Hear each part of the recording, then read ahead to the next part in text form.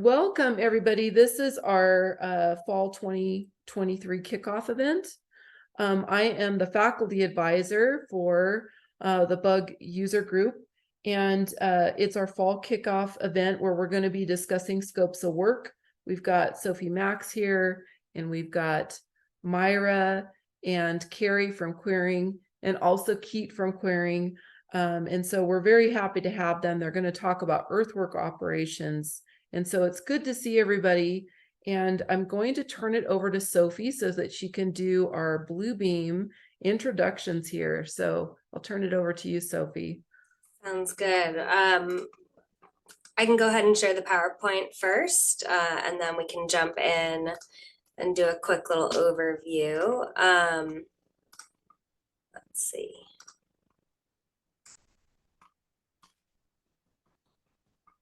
All right.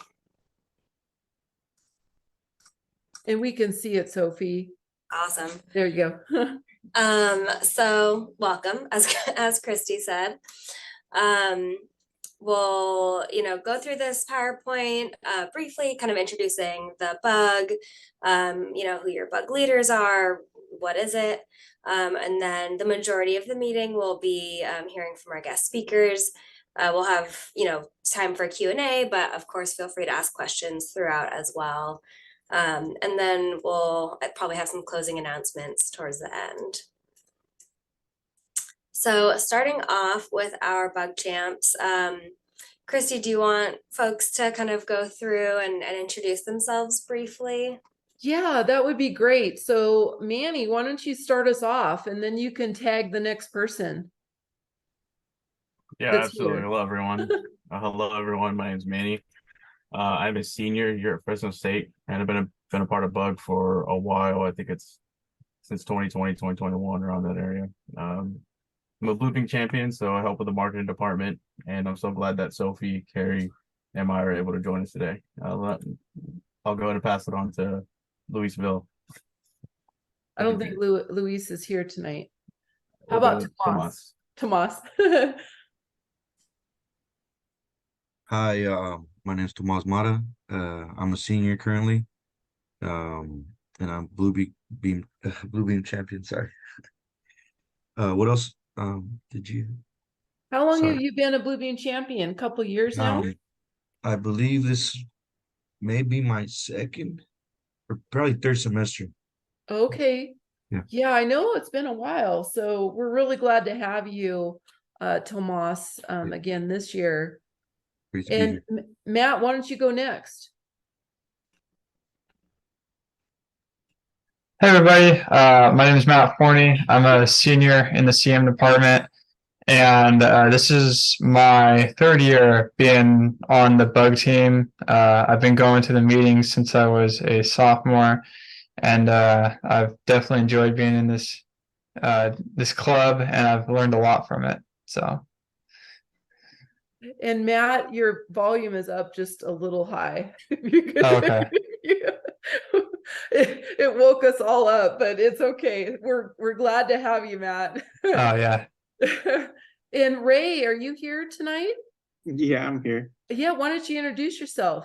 Hi everyone. I'm Ray Lopez. I'm also a senior, probably super senior. I guess I'm going into my 5th year. Yeah, that's okay. I think I've been here for 3 years now, ever since Cary told me to join and made it mandatory for me to join. I joined. That's awesome. But yeah, I've been going to the meetings ever since. Learned a lot thanks to the bug groups, and thankful that Quiring is here today. Oh, thank you, Ray. And Nanad, I think Nanad's here. You want to introduce yourself, Nanad? Are you able to hear me right now? Yes. Okay, good. So, I thought there is some issue with the laptop, I guess. So hey everyone, my name is Ninad Doke. I'm doing my master's here at Fresno State in construction management, and this is my second year, the 4th semester in this group. I started during my 1st semester, just like you guys as a participant, and then I became a leader, and then I'm helping Christy out and the others out with all the stuff. Good. Well, welcome, Nanad. We're so glad to have you. We're missing a few of our champions Luis and Jasmine are not here tonight, and Karndeep's not here. He's actually not feeling well. And so they're not here tonight. But you can see here our industry partners as well are Cary Reents, and we've got RJ, who's not introduced himself. RJ, you want to introduce yourself? I think he was here. Sorry, I was trying to find the unmute button. Yeah, RJ Palace. I'm a digital technology manager over at AECOM Hunt. I think I've been involved with this team here for, I want to say, what, two years maybe, Christy and Sophie? Yeah, and we're glad to have you, RJ. RJ was in a previous meeting along with Cary, and so you're probably dealing with your kids now, so Yeah, that's right. Yeah, yes. Yeah, we're glad to have you here though. We also have Keith, who we introduced before, and then Daniel down here that I don't think could make it tonight. Okay, so I'll turn it back over to you, Sophie. Awesome. And also just to shout out Christy, you know, she's been an incredible leader for this group for however many years the group has been going. So, you know, it's, you know, the students of course make the group, but you know, Christy has really kind of held the group together. So pretty, you know, fantastic leadership being modeled for you all as students. Oh, thanks, Sophie. Of course. So, you know, kind of starting out for those of you who have never been to a bug meeting before, just kind of to go over the basics of what it is. Bug stands for Bluebeam User Group. So you can see that right here, Fresno State Bluebeam User Group. And, you know, at Bluebeam, we have quite a number of bugs. I think we have about 36, 37. You know, for most of these bugs, they're associated with the location. So, you know, it would be a Fresno bug, New York bug. And while, you know, Fresno's bug is associated with Fresno, and it's amazing to see, you know, different professionals start to join and be involved. You know, the core of this group is students, which is really unique and really exciting to see. So, you know, the majority of the group is a group of students, you know, a lot from construction management, but from various disciplines and backgrounds who are coming together to share knowledge, to learn from one another, and then of course to learn from industry professionals as well. So, you know, the group is really serving as a platform, again, for knowledge sharing, for collaboration, for learning and connection, and for leadership, right? Empowering you all to be future leaders. I think we've seen, I think that's been, at least for me, a really pleasant and incredible surprise from the group, is to just see the amazing leadership that has come from the students who have been involved in the group. So this is the theme for 2023, Scopes Crash Courses, Fine-Tuning Your Technology Toolbox. So, you know, throughout the semester, all of the meetings will kind of center around this theme as you hear from different industry professionals who are representing different companies in the industry. So now I'm going to just share a little bit about Bluebeam as a company very briefly. At Bluebeam, our mission, our goal is to empower people to advance the way that our world is built. I think we're all seeing the industry advance. We're seeing the industry innovate. So you know, we're here to be a part of that and to kind of continue to help folks build a better world. Our software, which most people refer to also as Bluebeam, is technically called Review, but you'll hear me and I think everyone else use those two terms interchangeably. So our software is a PDF-based collaboration software, and it's meant to be used throughout the entire project lifecycle. So, you know, I've named a few workflows here to kind of help you get familiar with the different ways that Bluebeam might be used by different industries, by different companies. And, you know, you'll hear some great examples from Quiring as to how they're using Bluebeam. So just some kind of quick stats. Bluebeam was founded in Pasadena in LA in 2002. We are now have over 2.5 million users around the world in over 160 countries. And, you can see we've got almost bordering on 40 Bluebeam user groups as well, which is really exciting to see. And these are all around the world as well. This 99% of top US contractors are currently using Bluebeam. I always like to point that statistic out, especially to students, to kind of get at the likelihood of the fact that you might be encountering Bluebeam at some point in your career. So that's why I have this slide. These are some of the, larger firms in the industry that we work with. However, most of our customers are smaller and medium-sized businesses. But just to give you, some names that you might already be familiar with. And, really at the end of the day, it's to just, again, give you all the understanding and that you might be encountering Bluebeam, in your classes at Fresno State, in an internship, or in a job after you graduate. And for us as the academic program, that's really why we're here. It's to help you be prepared to enter the industry, and to help give you the kind of the tools to get you there. So again, briefly about Bluebeam's academic program, we offer free licenses of Review 20 to students, to educators, and to school computer labs. I'm really excited that we're now offering free access to Bluebeam University. So when you apply for a license, you should get an email that tells you how to access Bluebeam University for free as well. You can always reach out to us if you have questions. And just while we're on this topic of free software access, I'm going to show you briefly how to apply for a license. So you can go to bluebeam.com, go to resources, and then come here to the academic program. You can hit get involved or just scroll down on the page, and you'll just hit apply now. So you'll just, pretty straightforward, fill out this form. Make sure to use your student email address issued by Fresno State. And then the thing that I want to point out that is sometimes missed is this anticipated graduation date. Just make sure that you're filling that out for the date that you expect to graduate, whether that's, spring 2024, fall 2025, whatever it is. Just double check that you have not entered your birthday, because if you do, we have an automated system that reviews the applications, and if the date is in the past, it will deny your application. So just a quick note to double check that date that you enter. But once you fill out the form, you'll hit get in touch, and you should receive an email with your license information within about 24 hours. And then following that, you should receive a couple of other emails that have information regarding different resources, like how to access Bluebeam University for free.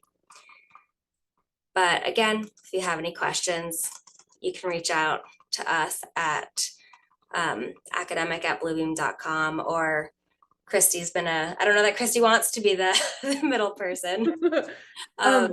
Sophie, and I was going to ask you, Yeah. What is the Bluebeam University? Yeah, so Bluebeam University is an online self-paced training program. It's a really fantastic resource that, again, really excited. This is the first time we're able to offer it for free to students and educators. And it's, it's just that. It's our online self-paced training platform. It has different modules and different courses. So you can go through it and, take a course on specific workflows like quantity takeoff, or you can watch just specific modules on there, and you can see when you've completed a course or a module as well. Oh, that's awesome. I don't think this is brand new for this semester. So all of you guys that are gals and guys that are in here tonight, this is a new feature that I didn't even know about. So that's pretty exciting. Yeah, brand new. And then, for those of you who are at XCon last year, I think some of you took the Bluebeam Certified Professional exam. We've now have an academic discount for it. So that allows you to kind of take this exam to show that you're Bluebeam certified. It's something you can put on your resume, something that you can put on LinkedIn, like as a LinkedIn badge. So all of that information is in those emails that you receive after you apply for a license. But if you, for whatever reason didn't receive those or need that information, just let me know. And once I'm not sharing my screen anymore, I can put those details in the chat as well. So from here, I thought I would give a brief overview of the software before we jump into the presentation, or is it better to jump into the presentation first? No, go ahead and do that, Sophie. Okay. So I'm just going to go try to be brief about this, but this is the software. This is Bluebeam Review. And just to kind of show you all the interface, get you a little bit familiar with some of the tools and features of it before Cary and Mayra kind of go in depth.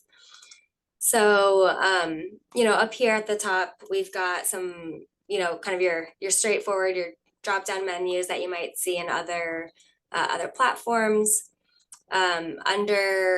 We'll come here first to under this help drop down. This is where you can come to search for tools, which is super helpful. And from here, you can actually launch Bluebeam University. But my favorite is clicking on this launch review tutorials. So from here, you get access to a number of tutorials, and most of these have associated drawings with them. So I'll open up the quantity takeoff, and you'll see we've got a little video to watch, but we also have access to the sample floor plan. So, I always think that this is a great starting point to work off of. This floor plan, it's, the takeoff has already been started, but you can delete everything, use it from scratch. But kind of a great place to start and practice if you don't have access to other floor plans. So kind of walk through a couple of the tools briefly. But before I do that, you'll see over here on the right-hand side, we have these different toolbars here. These are all customizable. You can move them around. I can move them to the top of my screen here if I prefer it at the top. And these are kind of your quick access tools, so what you want readily available to you. Down here at the bottom, you can see, the name of the document set. You can kind of go through the pages here. And then in the bottom left-hand corner here, some of these buttons allow you to split your screen. So you saw that my screen had automatically split in two. But again, just some additional kind of features that allow you to view and manipulate the documents that you're looking at a bit more. In the bottom left-hand corner is one of the, I'd say, most important features of the software is the markups list. So the markups list keeps track of all of your markup and measurement data. So as you place markups, as you measure, if you're using Bluebeam to perform a takeoff, as you're doing that takeoff, all of your data will be recorded here in the markups list. All of these columns are customizable, so you can really make it work for your needs and purposes. So we can see here there's a bunch of different columns that you can use, and you can create your own custom columns as well. And from here, you can export this markups list to Excel or as a kind of PDF summary. On the left-hand side here, you've got your panel access with tools like Bluebeam Studio. Bluebeam Studio is the cloud portion of the software.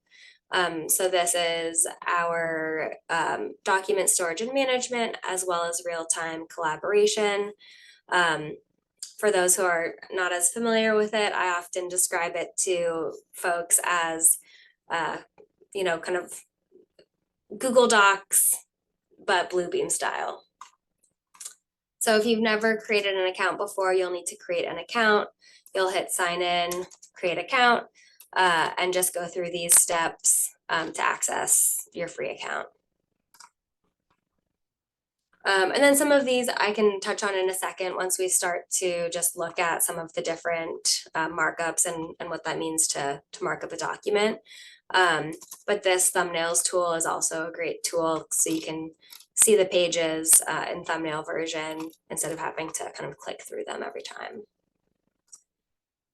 So on this document, you know, we already have a takeoff going. The takeoff has been started. So we can actually just click on one of these measurements. So you can see here, I've clicked on it, and I'm going to open up the markups list so we can learn a bit more about it. You'll see, because I've selected it, you'll see it select in the markups list. So we can learn a little bit about it. We can learn, you know, the total length. We can see that it looks like, you know, whoever is doing this takeoff is measuring this office to put in some specific carpeting. So we get a little bit of information here. And another way to get information about this markup is over here through this properties panel on the left. And this is a great place to edit the data for specific markups. So again, here we can see that, you know, this is the area has been measured because we're determining how much of a certain type of flooring, how much of this certain type of carpet we're using. So hopefully you can kind of see how embedding your markups with data can be really helpful. It can give you more information, and also save you time in the long run, so you don't have to go back in and fill in that information after the fact. But this is where you can change the properties of your markup, whether that's, you know, giving it a label, or whether it's changing the color, the font, you know, some of those visual properties as well. So the measurements, if you're wanting to take your own measurements, you'll go to this tools drop down, hover over measure, and you'll see there's a bunch of measurement tools available to you to use. And you know, these are some of the most popular uses for Bluebeam is these measurement tools. Some other popular tools are our markup tools. I think the most commonly used one is the Cloud Plus tool. So this is often used, you know, maybe during a review, for example, so we can, you know, place a cloud here and we can type in a comment.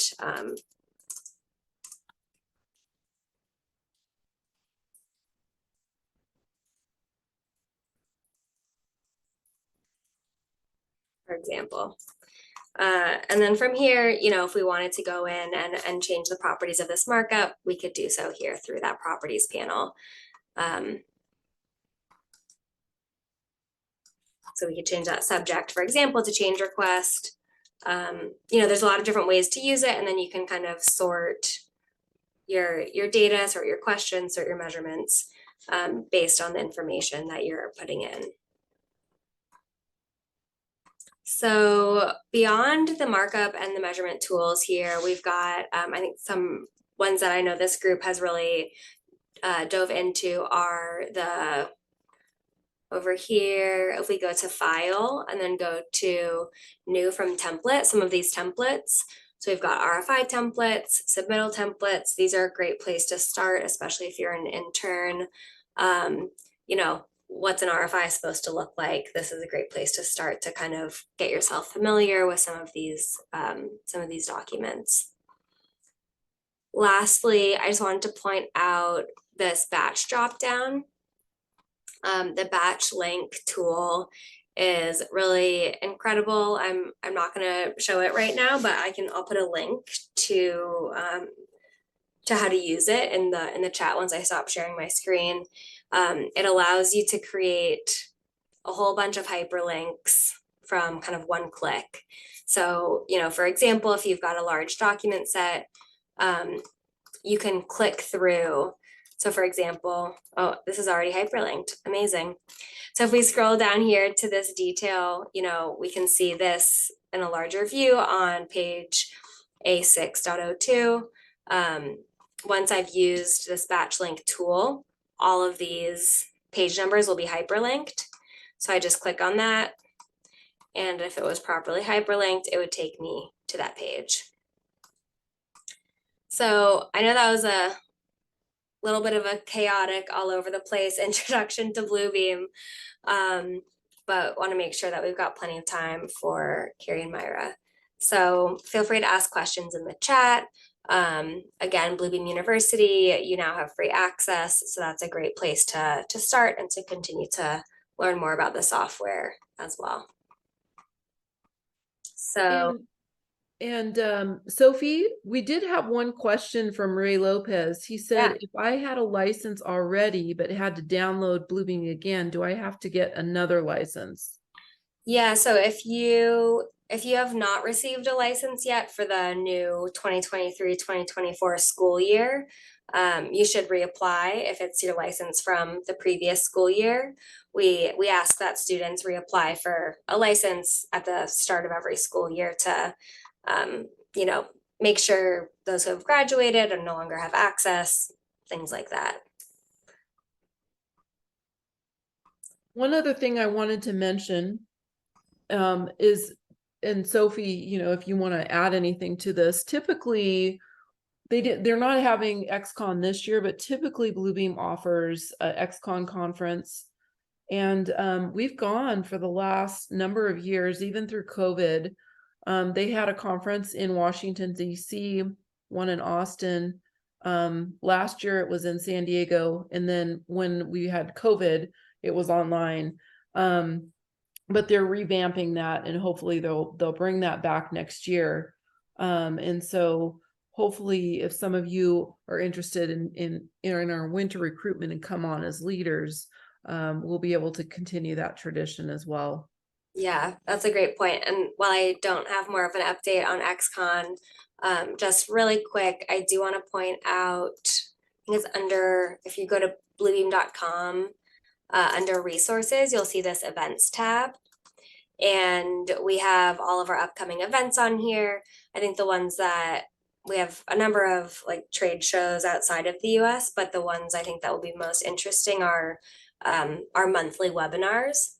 So I would encourage you all to check out the webinars. They're free and they cover different topics. And it looks like we don't have any, oh, here we go. So there's like a review essentials training.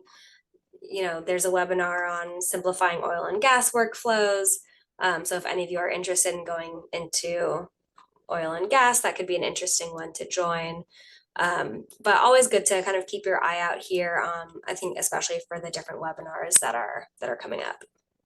And Sophie, I noticed that the San Diego bug has one meeting coming up. And so you'll notice, you guys, if you get involved in the bug user group, we're actually one of the few schools, I think, in California, right, that has a Bluebeam user group on a campus. But there is a San Diego bug, and I think there's San Francisco bug, right? Yeah, there's a Bay Area bug. I'm not sure how active they are at the moment. I think San Diego and LA are the ones that are closest to you that are more active. Yeah, and you guys can take part in those if they have an event, but they're professional bugs, you know, so they're professionals that take part in that as well. But, you know, so really interesting to kind of see what those conversations are. What are the different, you know, trends and topics that are being discussed? It gives you some good insight into the kind of hot topics of the industry at the moment. So yeah, I'll turn it over to Cary and Mayra. I can leave this slide up for a second or hand the screen over to you. Yeah, can you hand the screen over? Yeah, of course.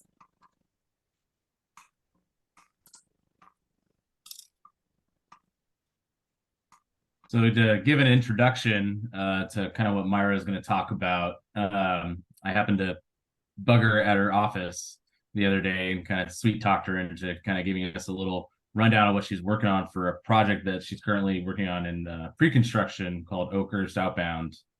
And she was showing off some pretty cool Google Earth mapping that she's been working with one of our trade partners to do some cut and fill operations. And I thought that'd be kind of a cool thing to kind of give an introduction in, as we're not really a heavy civil contractor per se, right, by any means, but we work with those that are. And I just think it'd be kind of neat to just kind of go through, and so she's agreed to put together a nice little presentation for us. So Mayra, I'll turn it over to you. I'm your brainchild here, but I'll assist where I can. Let's put it that way. Yeah. So I kind of set it up to where we'll go over some site logistics, a little bit of takeoffs for like lay down areas and kind of a site logistics plans, creating one. And then we'll roll into that earthwork operations that Cary was talking about, and using that to create phasing diagrams that are going to help overall the construction schedule, the workflow of the project.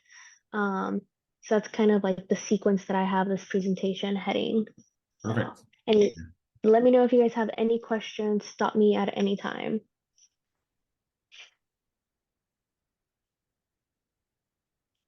Okay. You know what, and Mayra, maybe just to do a segue, maybe you could talk a little bit about your position, what you do for querying in this particular project that you're working on too. Yeah, so currently I'm in the pre-construction phase of the project. I'm helping coordinate the designers, the estimate, the architect, making sure that the project is moving forward both in design and within the owner's budget. And in doing that, you have to create a construction schedule. You start looking at some of these site logistics and how long some of these operations are going to take. And this is where we use a lot of Bluebeam to show presentations or paint the construction picture to the owner, so that they could kind of see what our plan is, and like also our subcontractors, to help them see kind of like the goal and like the sequence of things and like where everything's going to be. So on the screen right now, you can kind of see like the end result of like a preliminary logistics plan. And it's mainly for our office trailers, lay down, parking, debris, fencing. So I'm gonna go in and out between PowerPoint and Bluebeam. So one of the first things can you guys see my Bluebeam screen? Yes. Okay. It's tracking. One of the things I like to ask myself when creating a logistics plan, and I'm looking at the site plan, is where am I going to get my power from? If it's a brand new project and you're going to get your power from a generator, then you have more flexibility on where you're going to put your trailer. In this instance, we have existing power poles that are going to remain on site that we can use for temp power. So one of the things also, since existing power poles have a sensibility to them when you're working around them, it's helpful to identify them. So what I like to do is I like to go to this count feature, which gives you a running count of items, which is part of the takeoff tool, and kind of help identify where these poles are throughout the project. And as you're identifying them, you can start seeing where would be the best place, and if any of these poles have the ability to pull temp power from. So once you kind of identified poles in the proximity and the location of your site, I then go into setting my trailer somewhere where I don't have to move it frequently throughout the duration of construction. Because every time I'm going to have to move my trailer, it's going to cost money, it's going to cause sequence delays. So you got to kind of find a nice spot and flop your trailer. You can start changing the properties here, and how Sophie mentioned, you start customizing where you have a lot of these features. Like I have a lot of my stuff up here and a few items over here on this right hand side. So I'll start changing those, and I'll change my subject to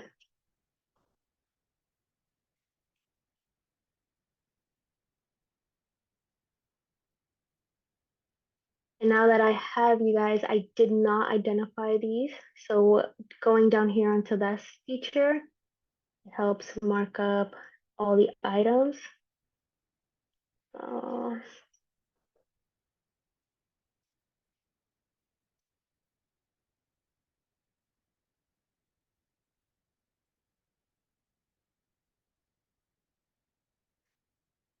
Next, I like to identify kind of the perimeter and your site fence. So you start kind of going with this polyline feature, and I always do everything in the measurement.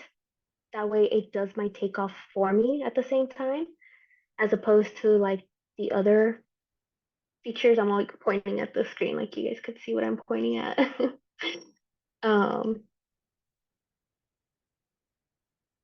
So here, one of these, what's this one? Yeah, the polyline. I like to use this one, the poly length, because it does the takeoff for you. So then we'll change the properties here, making it the fence line.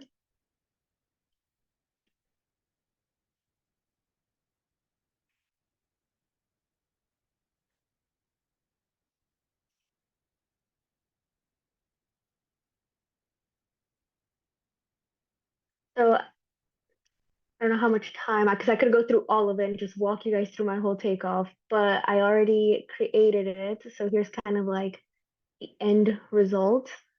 So when you're down at the bottom, it also spits out a legend. Your legend can also have it include different columns when you create the legend. It can have quantities in your subject. Oh, I do something else.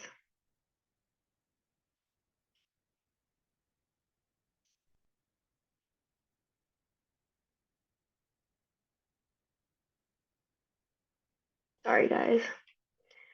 But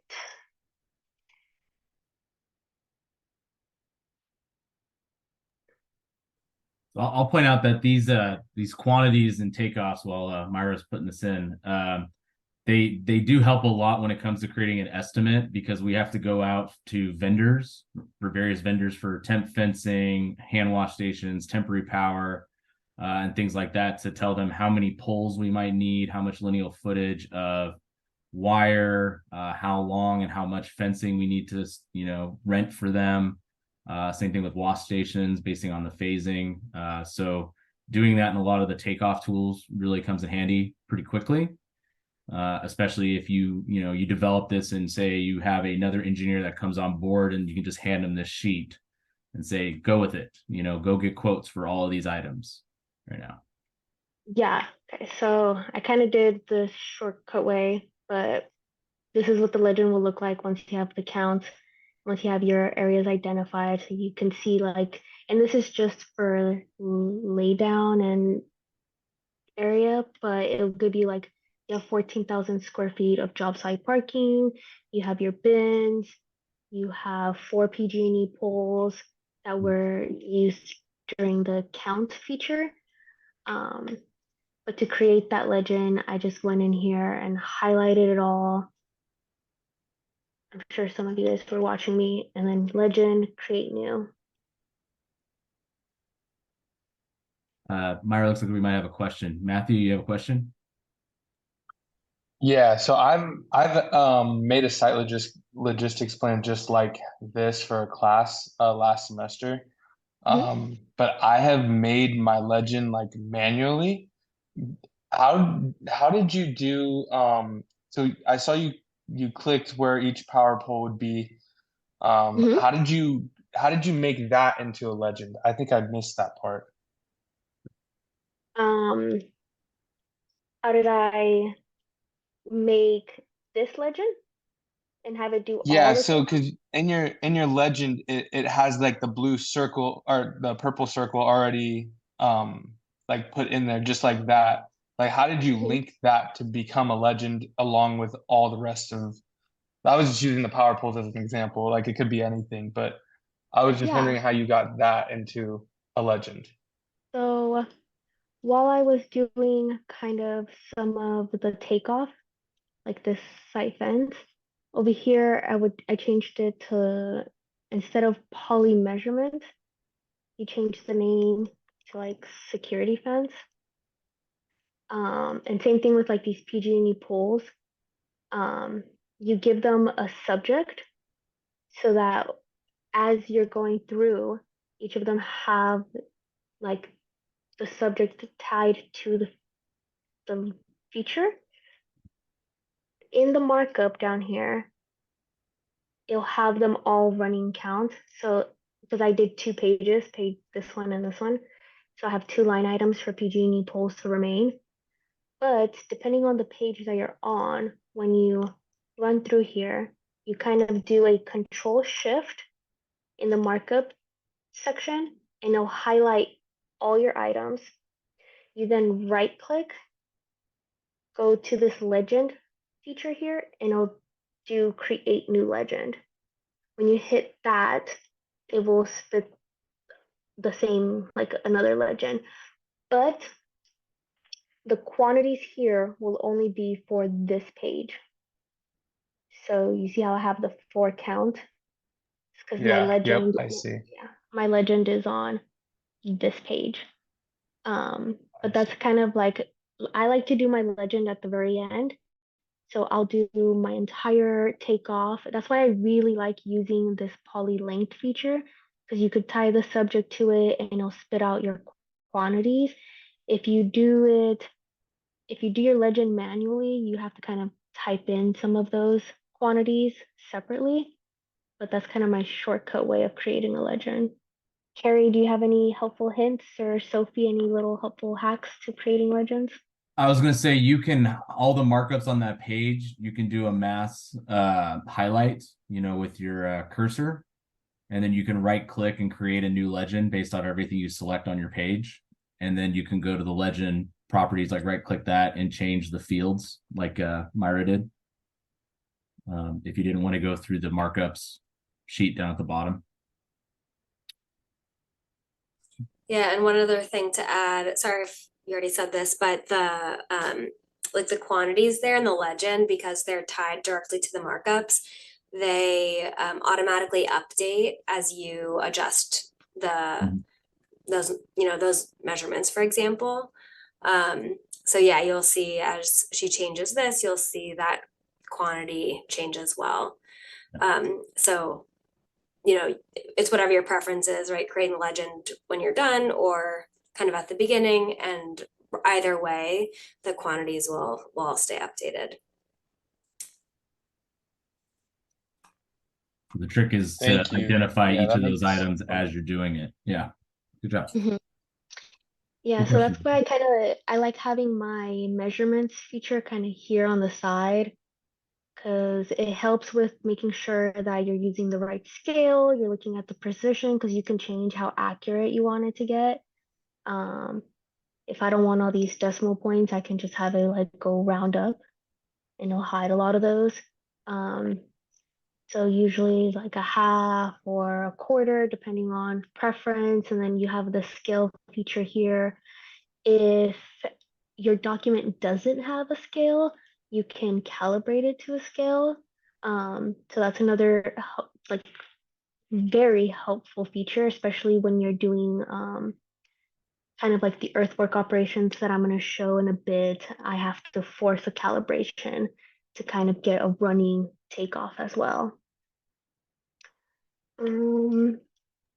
Calibration works best if you have a known dimension on the page, like she has like 63 feet, Yes. inches or something like that there. So you could calibrate to anything, but you really want to be as accurate as possible what's on that page. Correct. Does anyone have any questions regarding the site logistics portion.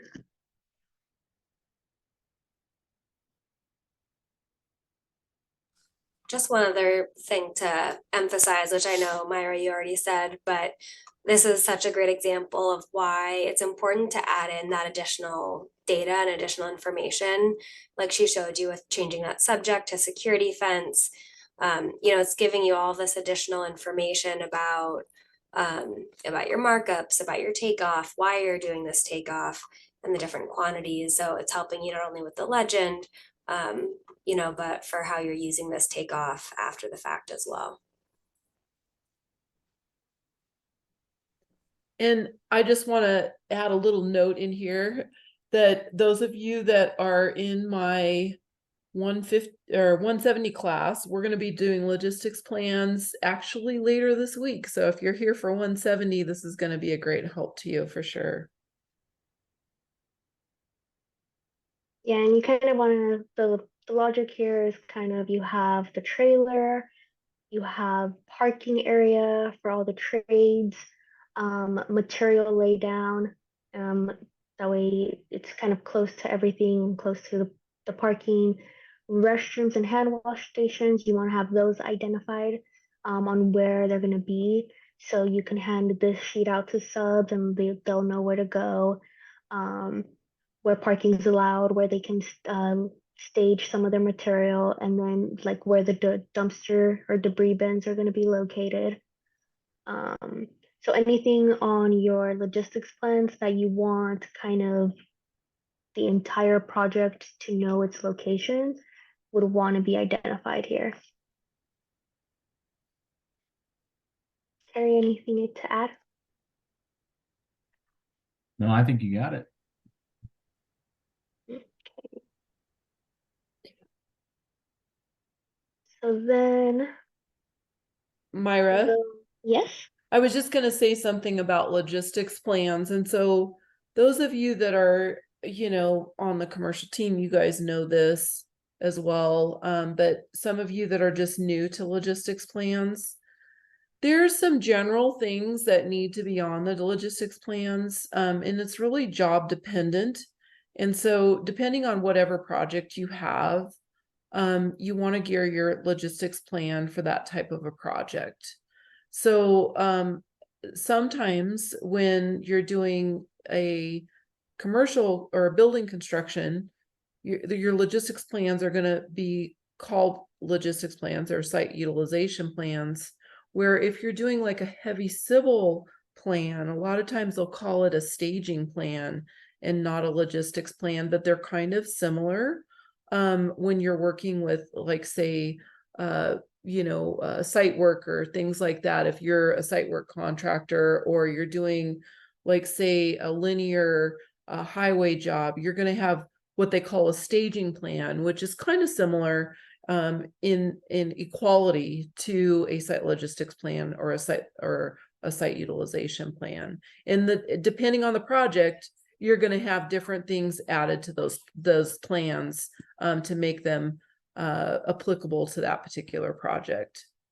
And I don't know if Cary and Mayra, you want to add to that at all, but it just, some sectors call things differently, but they're really kind of the same type of idea. So I guess to branch on that, so as a general contractor, we're on the project from beginning to finish, right? So we would see in a life of a project, everything from civil operations all the way to, I don't even say, paint and flooring, right? So we might find ourselves in a site logistics setup for us as a laydown yard and trailers, wash stations, debris, and things like that. But the project itself might go through multiple renditions of a phasing or construction plan. Whereas where you start with civil operations, which Mayra is going to get into on how you have to cut and fill depending on your site. But you also have to keep in mind how, if they're bringing dirt in as an import, how trucks will come in, dump, and leave the site, depending on those access points.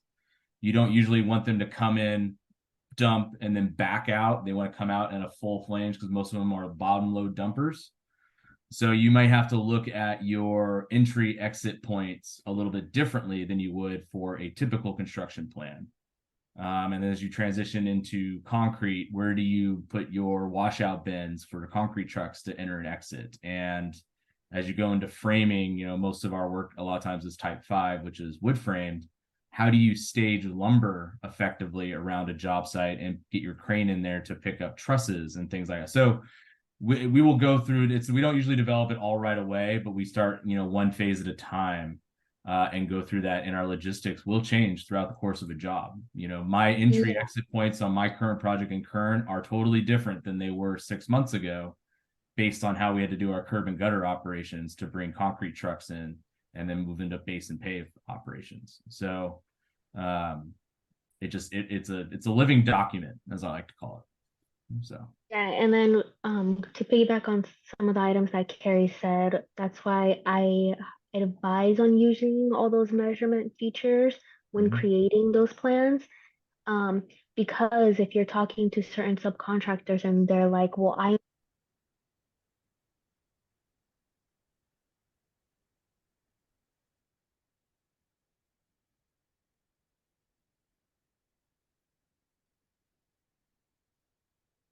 did we lose Mayra? Did your mic go out? Yeah, mine cut out. Or was that just me? And I thought it was me too. Mayra, can you hear us? hear me? Yeah. Yes. Yeah, go back and repeat what you just said. Yeah, sorry. Can you guys hear me now? Yes. Are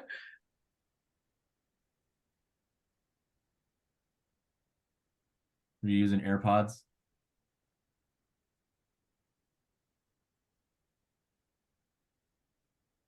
Whatever she said, I'm sure it was very smart and creative and brilliant. Yeah. Can you guys hear me? Yeah, we can hear you now. Okay. I don't think I can hear you guys. No? Oh, weird.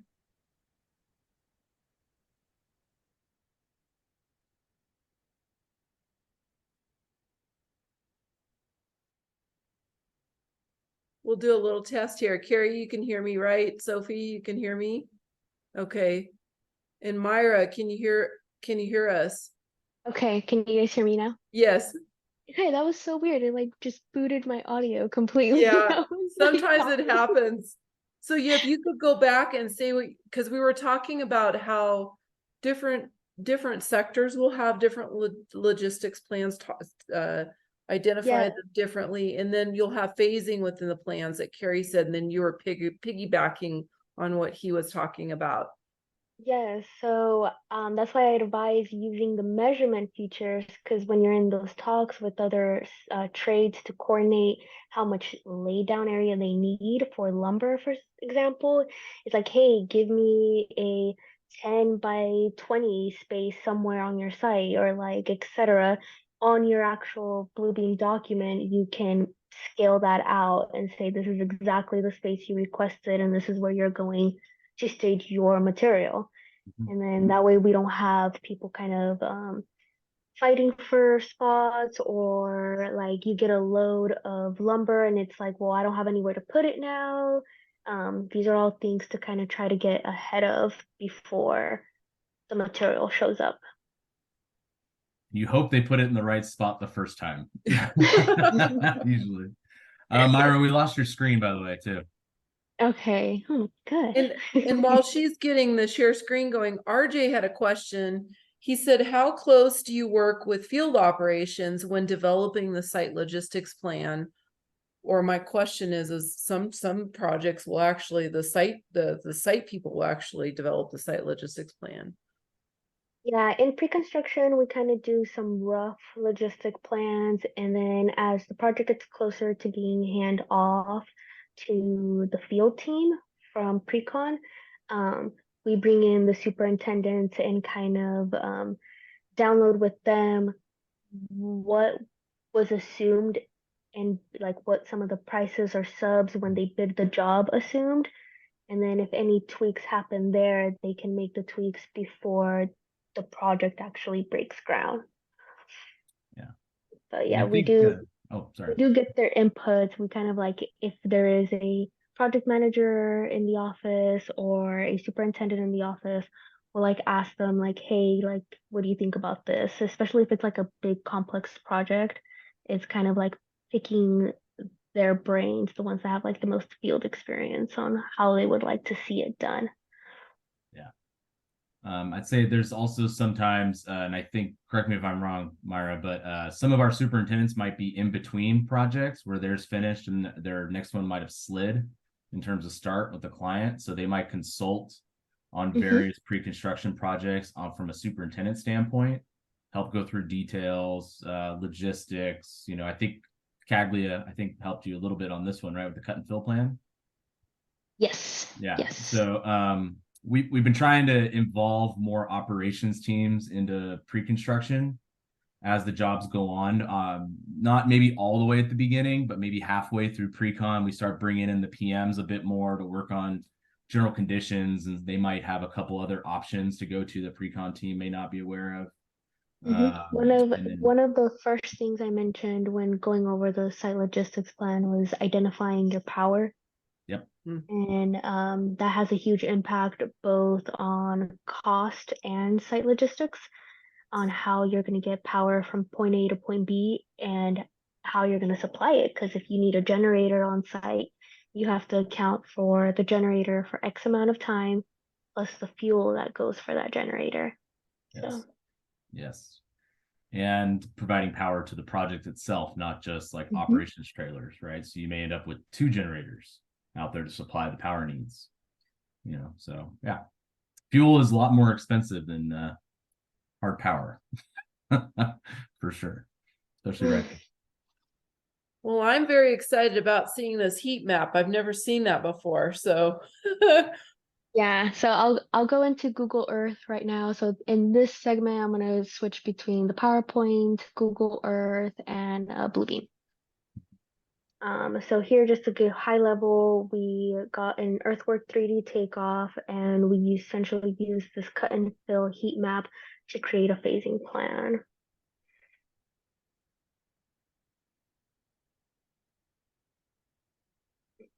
So when you get it in Google Earth,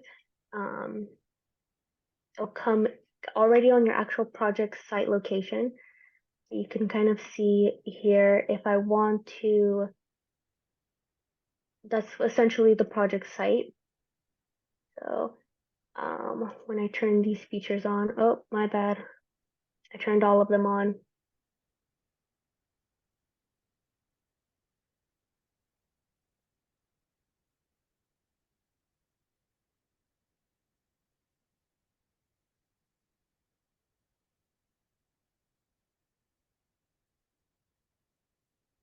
So this is the feature you're going to want. So in order to get this onto Bluebeam, what I would do is I would go into the snippet tool and kind of just get a picture of it and then copy it, go into Bluebeam. And I already kind of got a little ahead, so I already have my snippet here. So from here, you kind of find a spot on where you want it. If you were going to put some kind of like header, company logo, any information onto the sides, kind of set your image where you want it.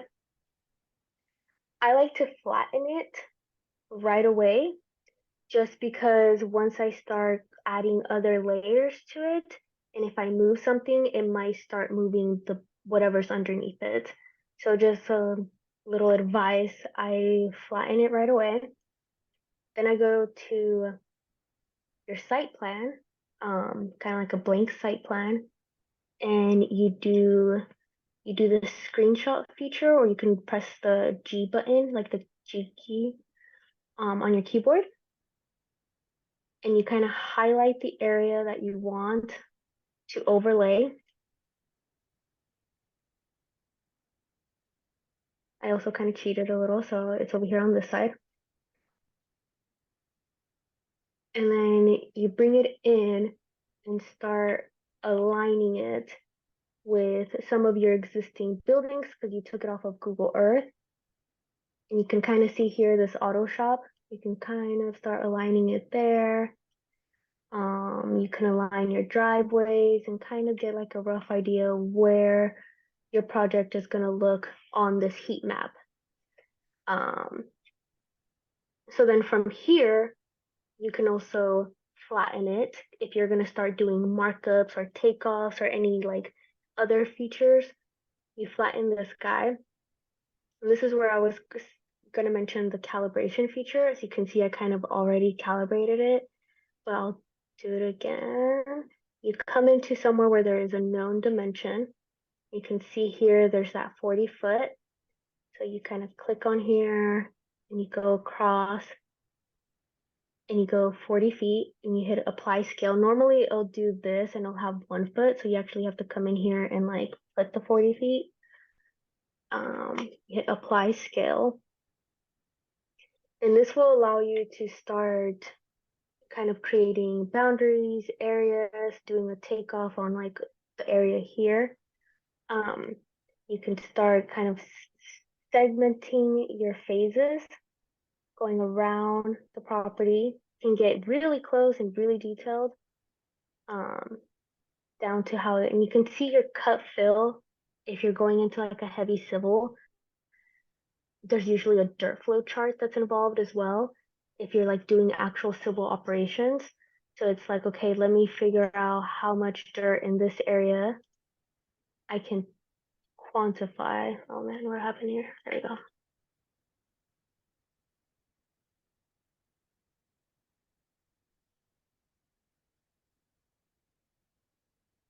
And then it'll give you where is my area? There it is. It'll give you that area that you just took off. It'll also give you the perimeter length of the item. But ultimately you want to start thinking, okay, this is my big cut, all the dark red. The bright blue, the dark blue is like your high fill. So you can kind of see here, I have like almost like a 9 foot fill in this section.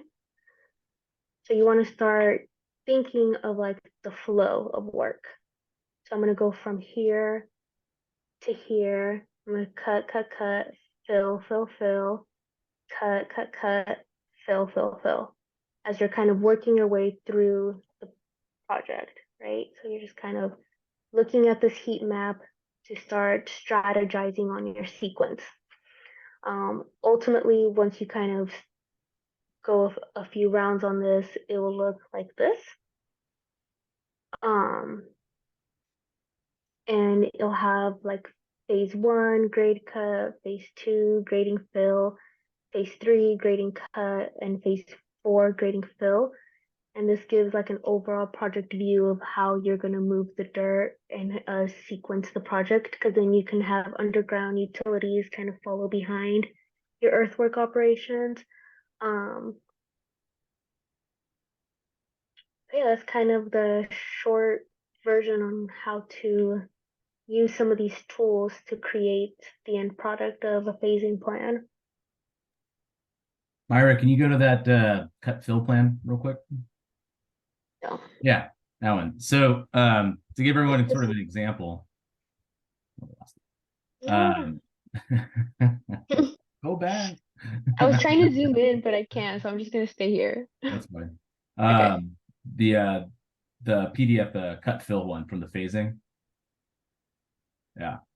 So you kind of see what she's saying, cut, fill. So what they would do is they'd probably cut sections out of the phase 1 grading and at the same time have loaders moving it over into the fill and start staging it and kind of flattening it out as they're cutting it. So it'll be like a, I don't know if anybody's ever heard the term push poles, but they're basically scrapers that pick up the dirt with those tracks and they load up their dumper and then they drive over and then they spread it out in layers, and then another group comes between with sheep's foot and starts finishing it up and stuff like that. So they'd be flip-flopping the dirt on the site to make all that work, depending on if this was all going to go at one time. Now it might be phase 1 might be there's stuff money for that for this year, so we're just going to dump the dirt over into phase 2 at this time, and we just focus over there. So it just depends. And then that heat map, that's something that's proprietary to our Earthwork contractor, right? From Google Earth, or did we No, get so that? we didn't there is a company in Clovis. They're called Affordable Site Modeling, and they do 3D earthwork takeoffs. There you go. Okay. So yeah, but sometimes your subcontractors or your earthwork contractors have this capability as well. And if this is like something, because it is really cool. When I worked for a heavy civil company, I was doing these. So it's like an ag tech 3D modeling takeoff. But no, the company in Clovis, they did this for us. So it's good to point out that you can't just go on Google Earth and figure out your cut and fills. Yeah, no. it's, No, it's a little special for this one only, but if you work for a I don't know, a Tykert or a Granite or something of that nature. I know Or Granite has Lyles. drones with their own GPS surveying, and they figure out how much cut and fill. You know, I figured out the same amount. It just took me a little bit longer doing takeoffs, but they could do it faster. So Now they yeah, have I the mean, it's not drone. something we use every day, but for something of this scale, like Mayra just scaled out that first phase, that's 100,000 square feet of earthwork. So you're looking at a lot of earthwork movement on this job site alone. Yeah, this site is 29 acres. So it's a Close, huge and it's site. all on a hill. Yes, Yeah. it's a huge site and it's on a hill. Yeah. So something like this, we wouldn't like if it was maybe 2 or 3 acres, we probably wouldn't do something like this. But since it's so large, we would go to a specialist and help detail this out for the client as Especially part of in our pre-con.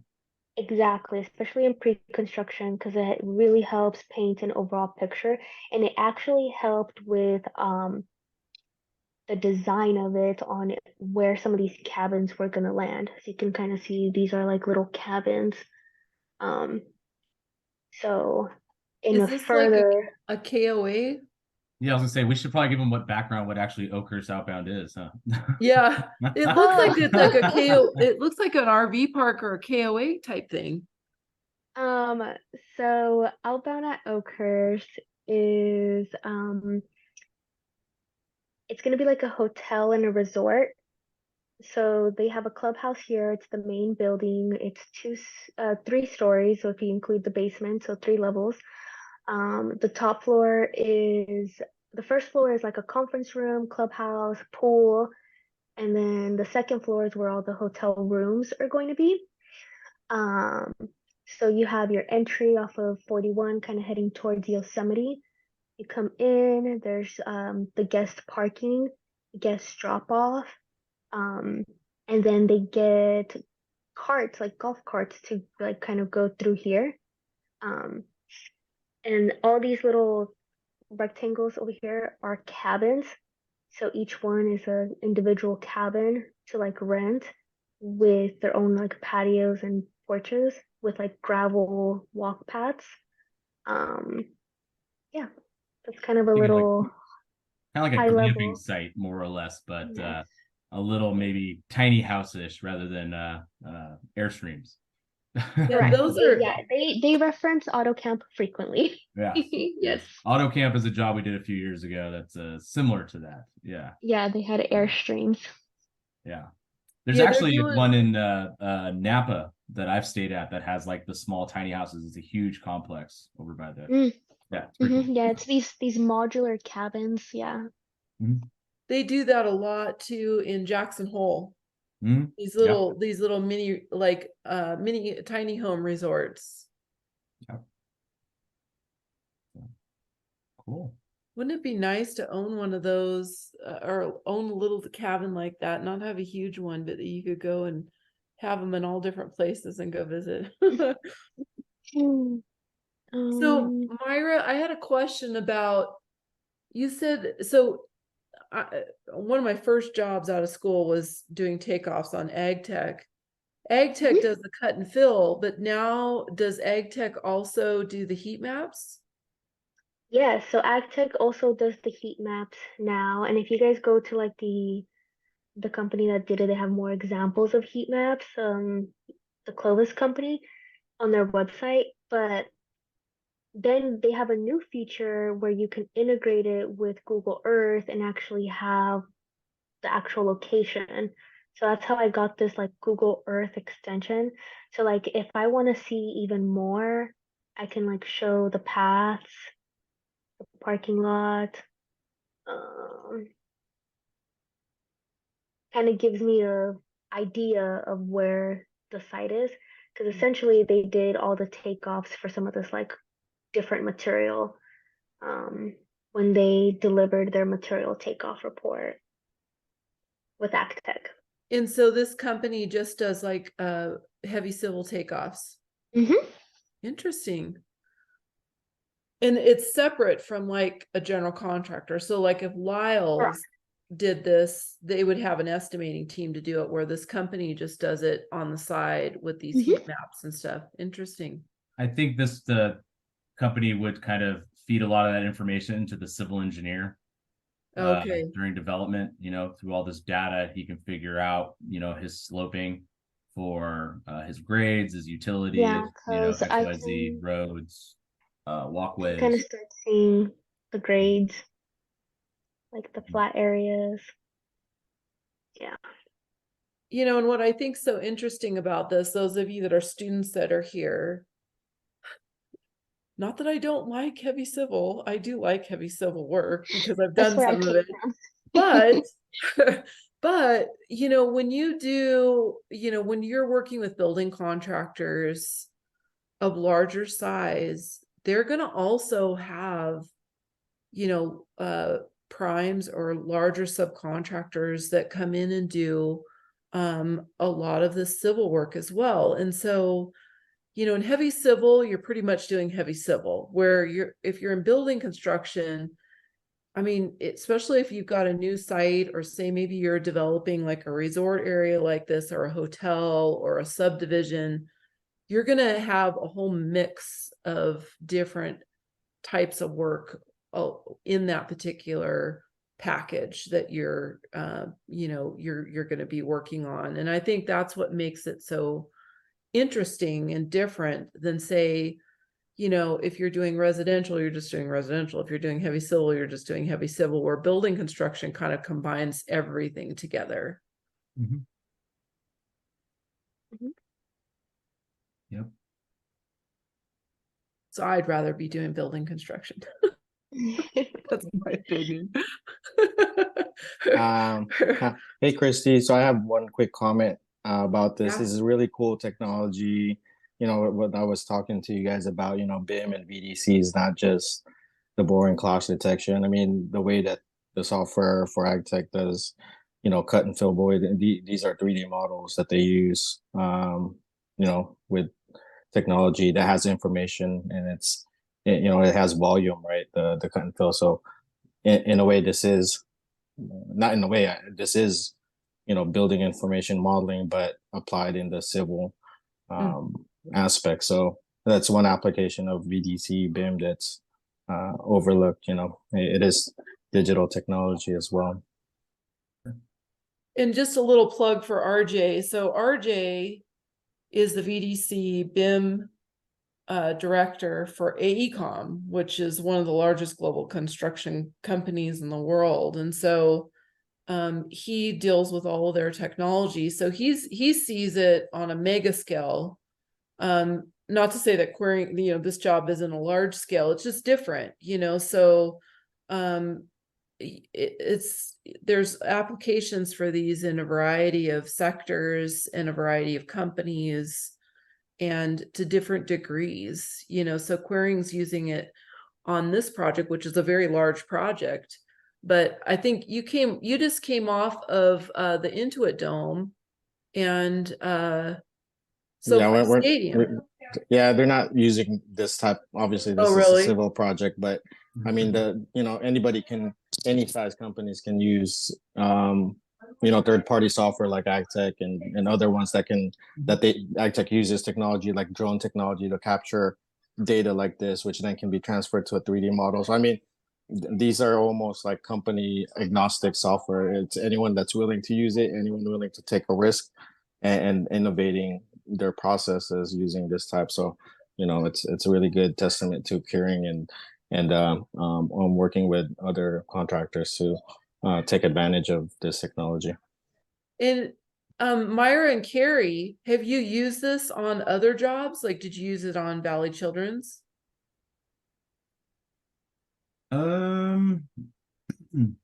No, I don't believe we used it on Valley Children's. It wasn't that level of scale of operations. Okay.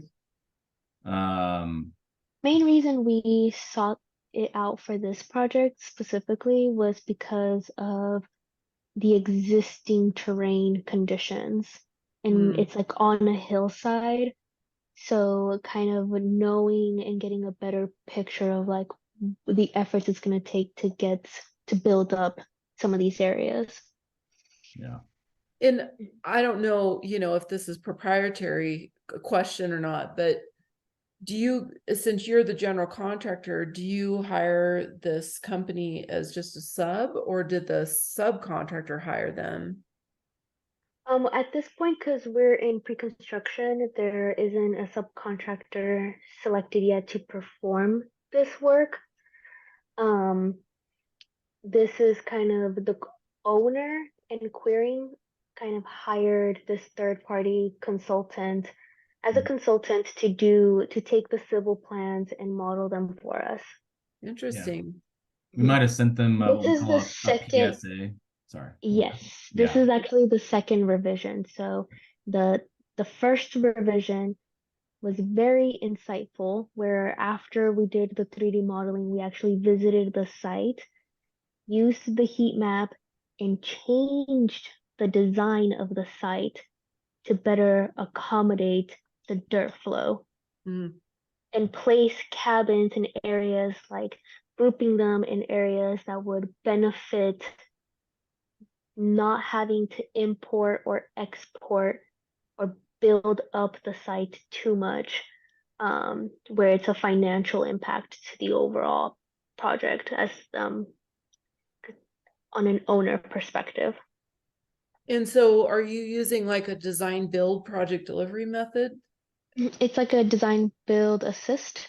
Oh, Yeah. okay, interesting. And what's the difference between design build and design build assist? So in a true design build project, the general contractor carries all the consultants, including the architect. In a design build assist, it's essentially a branch. So you have the owner, and then you have the general contractor and their design build consultants, and the architect and their design build consultants. So yeah, the client still carries the architect and maybe the structural engineer, and we would carry the mechanical, electrical, plumbing designs, design builds usually, because we'll subcontract with them directly for the build as well. Yeah. We do quite a bit of our work these days have been design build or design build assist. Depends on, if a client is willing to do a pre-construction agreement, and kind of spend some time up front and spend a little bit of money to find out, hey, maybe we don't need to move, 1 million cubic feet of dirt to make our job work, or something, so that could be, that can cost a lot of money in construction, so at some point they still have to meet a number or a budget, like Mayra was saying, where if they, if this bill cost them, $50 million and they were originally only be able to make it pencil, profit wise at 40 million, you have to find 10 million somewhere. Right. So maybe you go through a redesign of your site after you kind of spend maybe $1,000 So on like pre-construction service instead of $10 million. So yeah. Like this project specifically, the first round, it included a lot of retaining walls, so we were holding back a lot of like the earth. And after that first revision, it's like, okay, how can we try to eliminate as many retaining walls as possible and kind of regrade some of this existing stuff. So the civil engineer went round 2, and then we did another heat map after he changed the site. the owner was like very pleasant with the second revision. And then after seeing the kind of how the heat map turned out and how the phasing was going to work, the project's moving forward into like that way the civil engineer can now finish his drawings or continue. Because you kind of have to get that initial site layout before you can start doing all your underground utilities and all that stuff.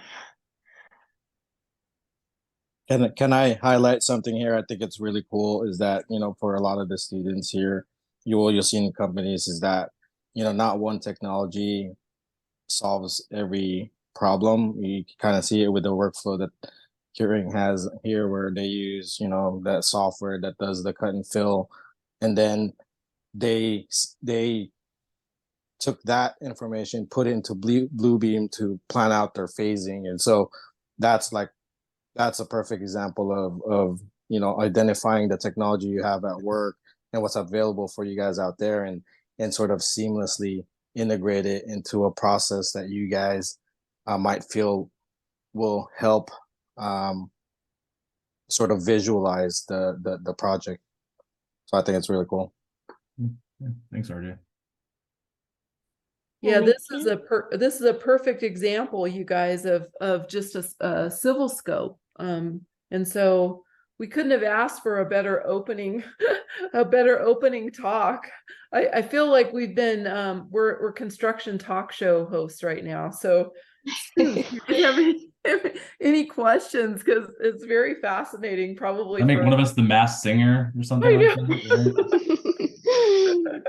Yeah, I feel like, I don't know if you guys, I think there's like that car talk or frickin' frack they call them or something. I don't know where it was at in the Bay Area, but I feel like sometimes these Bluebeam user group meetings are like, like a radio talk show host. So we need to open it up for the students to ask questions, because I think all of us that are professionals are like, wow, this is pretty cool.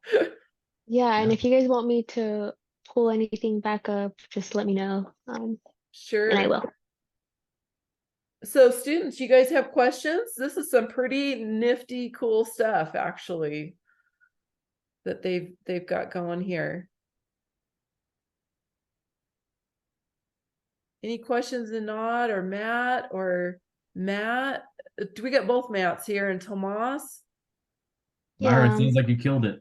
I know. Well, if you guys want me to show you how to like do something in Bluebeam, or if you have questions on how I can possibly take a stab at it. Yeah, and don't forget that Sophie showed us, everyone on the help menu of the tutorials. That's a good way to learn some of these basics really quick too. Absolutely. Yeah. University, I was like, might have to reach out to her to see if I can snag a membership to that somehow. Yeah. That's pretty cool. Speaking of, let me put that information in the chat right now, and yeah, feel free to use it on the sly. Not to change subjects, Christy, but that university could be a tool, what we were talking about earlier before. Oh yes, I didn't even know that could fill a lot of those blanks. Yes. That we were and help some of the professors actually assign some of those videos if we could. Yeah, for sure. Is there any, I'm just curious, are there any students in here that are heavy civil sector students that are interested in heavy civil, or are most of you interested in building construction? Because I know Matt, Tomas, Ninad, Moses, let's just see. Ryan, I don't know some of the rest of you, if you're interested more in heavy civil or building construction, but I think it's really important to see that, Quiring's a building contractor, and yet they are having to do these crossover type work and get consultants, to help them. I think, RJ pointed out something that's really important, is that out in the industry, some companies, general contractors are, may not self-perform all their work. And so they've got to know how to pick and choose the right consultants or the right subcontractors to do the work with them. And so, I don't know, maybe you guys could talk a little bit about that. Quiring doesn't self-perform any of their work, right? No, we're not a self-performing general contractor. I mean, we have some skilled guys in our labor pool that could do miscellaneous little things. Yeah. In a need, but I mean, not anymore. Quiring used to have a concrete division where we would self-perform structural and flat work concrete, but that was maybe like 15 years ago or something like that. And so I think most some of the guys are still around in our pool too. Yeah, so they're more like they can do handyman type stuff maybe, or carpentry type stuff. Yeah. So I think one of the really cool things about Quiring is there's a good number of our superintendents that are super motivated that actually came from just being a laborer on our job site, and over the years have worked their way up. We're passionate about it, and some of them are just killing it. They're great because they have that hands-on experience in that time. They know how to fix things. They know how to, show guys that are doing it out in the field how to do it correctly. So that's one of the things I love about our culture too. Yeah, and it's interesting, Cary, because there's a lot of, not so much like the AECOMs of the world, but like the medium-sized to smaller contractors. I know another company that's like this Block. It's probably one of your competitors if you do any work in the South Bay, but they're in San Jose, kind of a medium size, around the same size probably as Quiring. But a lot of their superintendents work their way up as carpenters, and now they're superintendents. And so they may not have gone to school, to college, but yet they're really good because they understand the trade and, how to sequence work and coordinate work, etc. And so some of the best superintendents you'll find as you go out into the industry have worked their way up through like apprenticeship programs. And I would say the bulk of them, actually. Yeah. So that is in a large part a lot of the generation that is starting to retire. So passing on that knowledge is huge. We've been trying to partner some of our seasoned guys with some of our younger guys. And I appreciate that because being a younger person out in the field, it's a good balance because a lot of the time they're not tech savvy. And I'm using the technology and kind of helping them put their thoughts and stuff kind of digitally on paper while also they're feeding me kind of insights and information on their methodology and kind of how they approach things. So it's like a good kind of mentorship way of looking at it. Is you're a young PE and you get paired up with a superintendent who did come up from the trade, has a lot of that hand-on experience. Use that to ask many questions and kind of like also assist them in like the Bluebeam, because some of them might not be as tech savvy, but some of them learn, which is they're very eager to learn. So they're like, hey, can you show me how you did that? And I'm like, yeah. And there's some that have their iPad as a paperweight. So I mean,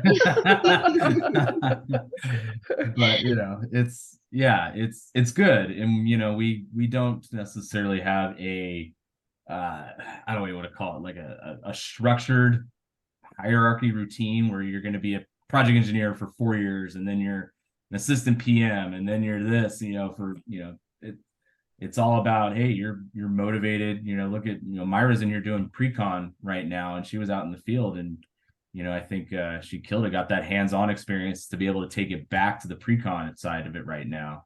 And that's huge because there's a handful of pre-con people and estimators that have never set foot in the field, so it may make sense on paper, but you got to somehow put those two pieces together, and there's always a missing step that doesn't exist there. So it's just learning and absorbing all these new things that we have to adapt to our industry as it grows too. So one of the things too, some of you that might be interested in, say, being a superintendent, sometimes we get students that are very interested in being a superintendent, is to not only learn like this technology, And also scheduling is a big part of becoming a superintendent, like being able to schedule and update your schedule out in the field. But a lot of schools, and I've actually, when I worked at Cal Poly, I saw this a lot, that they encouraged people that wanted to be superintendents to actually spend some time in carpenter apprenticeship programs during the summers, getting field experience. I think that is a class actually, is to do the carpentry apprenticeship or something. Not apprenticeship, but you actually spend a semester working as like a carpenter almost. They have that in San Luis. I don't know if they Yeah. have it in Fresno, but I know a lot. I know Cal Poly would actually promote that, just to get the hands-on carpentry experience. And I do know some. I'm trying to think of the guy. There's a couple of students that I know of in the program, or that have gone through the program, that actually worked in apprenticeship programs or have their own businesses, as carpenters, that have graduated and done very well, working as a superintendent out in some of these general contracting firms. So I just wanted to mention, Sophie put in the chat some free access, it looks like. And so Cary, you might want to I already quickly, copied and pasted it. I was going to say, you might want to quickly snip that. But there's for the free access code to sign up for University at Bluebeam, and then the certification for Bluebeam. And we're probably going to offer that at least in the spring, maybe this semester, where Bluebeam actually comes and does training with some of our students that are interested in taking a Bluebeam training, and then you can take the certification for the professional Bluebeam exam after that. So we team with Sophie on that for sure. Okay. I was also going to say that we will have a booth at the Industry Expo tomorrow too, Quiring. Oh, awesome. I'll be out there for a bit. I have to leave and run an owner meeting at some point, but myself, Keith will be there too, as well as a couple other people in our office. So awesome. I'll be out there for a little while if you guys want to come say hi. So yeah. Well, and I can say that Quiring, especially, I know Quiring does so much for our Bluebeam user group and our commercial team, that they're Garrett will be there tomorrow too. Yeah. Who will? Garrett. Oh, okay, yeah. They, Cary and Garrett and a bunch of other people at Quiring do so much for our department, but specifically for Bluebeam and the commercial team. They're a great company to work for. So if you're considering staying in the Valley or going to the Bay Area, and I think you're even down south a little bit, you check them out, you guys. I'm the down south person right now. You're the only down south, and you're in Bakersfield. Yeah. We don't go past the Grapevine typically. So okay. Yeah, it's a very special circumstance that we would go into that territory. Interesting. Yeah. So Danny, if you have any questions, we probably should wrap this up. It's about 10 minutes before the top of the hour and the end of the Bluebeam user group meeting. Anybody have any remaining questions or comments or anything from Sophie or Mayra or Cary or RJ as well? Okay, you guys, everybody kind of looks a little tired. We're like, I think, and I know Cary's been in meetings with me and RJ for a few hours now. So I really been nonstop since 7 a.m. So I know, like, oh my gosh, like but I really appreciate you guys coming and speaking with us. I think it was perfect. I mean, we were trying to find a scope for our kickoff, and this was just perfect for our kickoff. And so we really appreciate Sophie coming, doing a demo on Bluebeam, and for Quiring sponsoring this as speakers as well. So thank you guys so much. And if there's any other comments or anything before we want to wrap this up. Okay.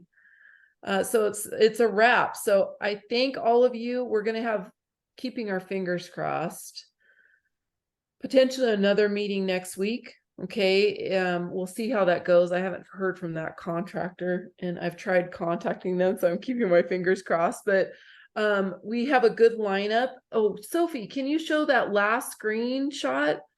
You can kind of see what the lineup is. Like I said, I'm keeping my fingers crossed about next week. Yeah. Let me. Who's next week? Is Four Cs? Four Cs. Can you Oh, call okay. them and give them a hard time? They haven't John contacted us. Chambers? Yeah. Yeah, okay. They were a referral from you, Cary.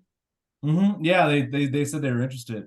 I know, and I sent him an email. I'm gonna call him tomorrow and bug him. But next Tuesday we've got 4 Cs construction. October 10th, Turner's coming. Kiewit's coming on the 24th of October, and then November 14th, AECOM is going to do a talk. The last thing is that we are going to be doing a winter recruitment for our leadership team for Bug to start mentoring some students that would like to be leaders. And so if any of you are interested in that, you can always stay after this meeting, which is kind of late, or contact me by email or any one of the Bug leaders. We can talk to you about that. But we're going to do an active leadership drive here in the winter, which we usually do it in the winter. So yeah, so save the date, and we look forward to seeing all of you there in upcoming meetings. So thanks so much, you guys. Thanks, Sophie, for putting that up there. Yeah, Thanks, Mayra. Thank you guys. Have a good Okay, night. bye everybody. Take it Bye, easy. everyone. Know your lunch now. And I'll stick around for any stragglers here. I'm gonna shut off the recording though. Or you can tell me what snacks you want me to refill your snack bin over at your office.